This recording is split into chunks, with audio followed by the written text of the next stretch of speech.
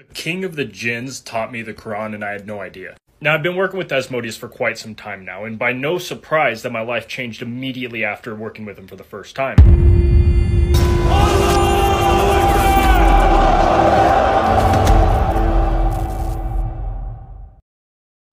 আসসালামু আলাইকুম। পূর্বে আমরা বিভিন্ন সময়ে বিভিন্ন ধর্ম থেকে মানুষদেরকে ইসলাম ধর্ম গ্রহণ করতে দেখেছি, যেমন হিন্দু, খ্রিস্টান, বৌদ্ধ, শিখ, এমনকি জিউইশ রিলিজন থেকেও। আজকে আমি যাকে নিয়ে কথা বলবো সে এই ক্যাটাগরি থেকে একটু ভিন্ন, কেননা এই ব্যক্তি সরাসরি সেটানিজম বা শয়তানবাদ ধর্ম থেকে ইসলাম গ্রহণ করেছে। ড্রাভন দ্যাটচার। ড্রাভন ইজ হেয়ার নামে তার ইউটিউব এবং টিকটক উভয় জায়গায় অ্যাকাউন্ট আছে, যেখানে তিনি প্রতিনিয়ত ভিডিও আপলোড করে থাকেন, যেখানে তিনি ব্যাখ্যা করেন কিভাবে তার ইসলামে প্রত্যাবর্তন হয়েছে।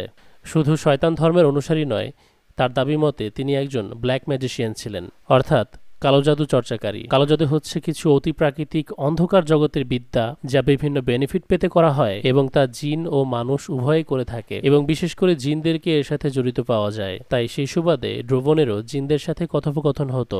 জিনদের মধ্যেও আমরা জানি যে বাদশা থাকে, কিং থাকে, তেমনি একজনের নাম বলা হয় অ্যাজমোডিয়াস, যার সাথে ড্রেভনের কথোপকথন হয়েছে। ড্রেভনের ভাষ্য অনুযায়ী সেই বাদশা তাকে কোরআন শিখিয়েছে। A king of the jinns taught me the Quran and I had no idea. Now, I've been working with Asmodeus for quite some time now, and by no surprise that my life changed immediately after working with him for the first time. But as I read further through the Quran, there is tons of moments and tons of stories that are within that book that I've been talking about for years. Now, for everybody out there that's not involved in the left-hand path or the occult, you guys have to understand that we don't worship these things. We stand next to them. When we summon something like Asmodeus, we see ourselves as equal to them, as if they stand with us. Now, it's very interesting because Asmodeus is a king of the jinn, but he is a jinn himself and has entire free will. Now, I know tons of you guys are going to argue in the comments on why Asmodeus would teach me the Quran, but I know exactly what he had in mind. Life is about the test and the temptations of it and you overcoming it. And I've been saying for a long time that you will not be rewarded until you pass these tests. এখানে সে ধারণা দিচ্ছে যে জিনের বাদশা আসলে নিজেও একজন জিন, যার ফ্রি উইল বা মুক্ত চিন্তা, স্বাধীনতা আছে, যে ফেরেশতাদের মতো নয়, মানুষদের মতোই স্বাধীন চিন্তার অধিকারী। এটি সূরা আর রহমানের সেই আয়াতের সঙ্গে মিলে যেখানে আল্লাহ তাআলা বলছেন তিনি মানুষ ও জিনদেরকে সৃষ্টি করেছেন আল্লাহ তাআলার ইবাদতের জন্য, অর্থাৎ উভয়েরই পরীক্ষা নেওয়া হচ্ছে এই পৃথিবীতে। তারা স্বাধীনভাবে যে কোনো কিছুরই উপাসনা করতে পারে, কিন্তু আল্লাহকে উপাসনা করা এবং আনুগত্য করাই হলো মানুষ ও জিনের জন্য পরীক্ষা। ড্রেভন আরও বলে যে সে আগে থেকেই মানুষদেরকে এটি শিখিয়ে আসছে যে এই দুনিয়া হচ্ছে একটি পরীক্ষা, আপনি পুরস্কৃত হবেন না এই পরীক্ষায় উত্তীর্ণ না হতে পারলে। ড্রাভন আগে থেকেই কোরআনের বিষয়ে সবকিছু জানতো না যে এখানে জান্নাত ও জাহান্নামের বিষয় লেখা আছে, তবে সে ব্ল্যাক ম্যাজিক চর্চা এবং সেটানিজমের সাথে থেকে জিনদের সাথে কথাবার্তা বলে সামহাও বুঝতে পেরেছে আমাদের জীবনের আসল উদ্দেশ্য কি, এবং কয়েক বছর আগে থেকেই এই বিষয়ে প্রচার করতে থাকে। তার বেলায় ঘটনাটি এরকম ছিল না যে সে হঠাৎ করে কোরআন পড়ে মুসলিম হয়ে গেছে। Around 1400 years ago, the Quran warned us about things that are happening today. The first big one that most Americans are a victim of is usury or interest. That receiving or paying interest on these loans is haram or a major sin. And interest is so dangerous that it doesn't only affect the average person. If you look at 2008, what they did with the housing market, they collapsed the entire American economy by doing this, and it's going to start happening again in January. But that's a whole different subject. People get mad about that. Now, another big part of the Quran or Allah's word is how they speak on women. We're all taught to look away from a woman's beauty whenever they are not modest. Now, this is very important for multiple reasons. One, it teaches men to not look at women in that manner. I can't use the exact words to describe it on here, but you guys understand what I'm saying. 80% of my rituals was to learn new things and to get information and knowledge. 20% of these rituals were money spells. I never cursed people. I never did love spells. Draven Thatcher একটা সময় black ম্যাজিকের দুনিয়ায় বেশ বিখ্যাত ছিল। সে এমন একটি রাস্তা বেছে নেয় যা তার জীবন বদলে দিতে চলেছিল।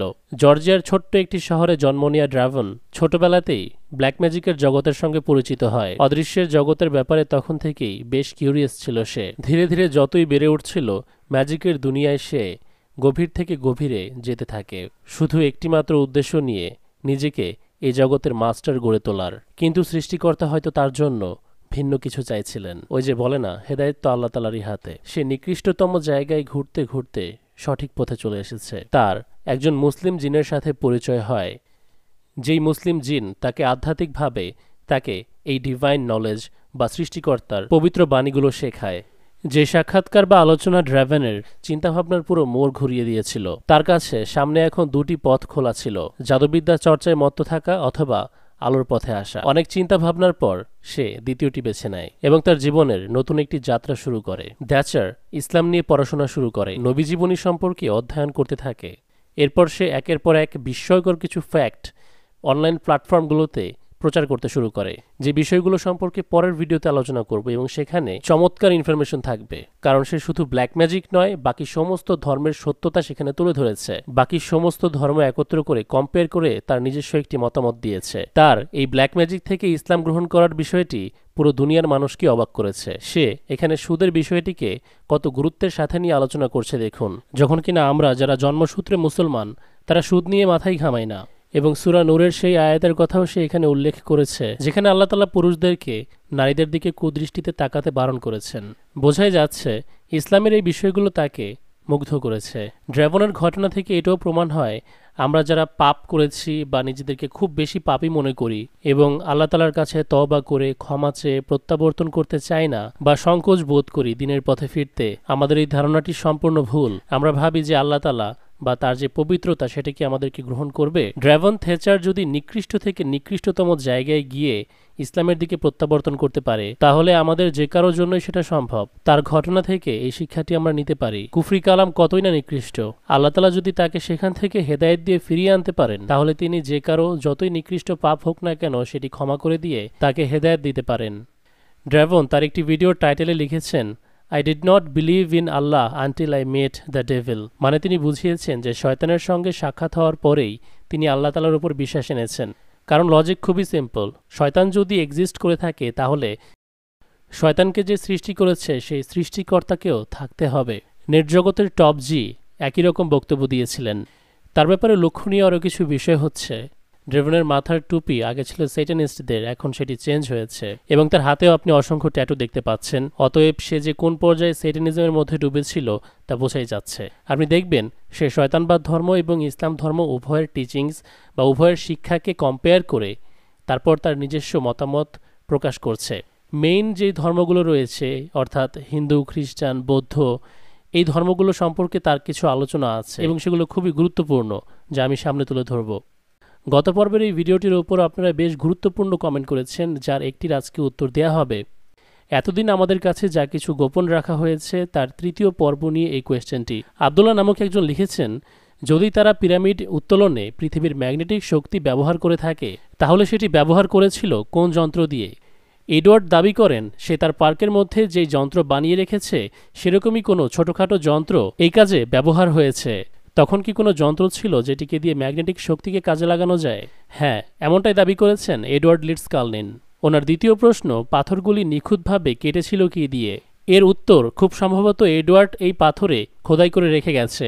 এখানে আমরা সাউন্ড ওয়েভ বা শব্দের তরঙ্গ দেখতে পাচ্ছি। নিখুঁতভাবে পারফেক্ট জিওমেট্রিক্যাল শেপে সাউন্ড ওয়েভ ব্যবহার করে পাথরগুলিকে কাটা হয়েছে, কারণ সাউন্ড ওয়েভের জিওমেট্রিক্যাল প্যাটার্ন আছে, যা বেশ কয়েকটি ভিডিওতে আমরা দেখিয়েছি। আরও এরকম ইন্টারেস্টিং কোয়েশ্চেন করে নিজেদের ডাউট ক্লিয়ার করে নেবেন। আজকের জন্য বিদায় নিচ্ছি, আল্লাহ হাফেজ।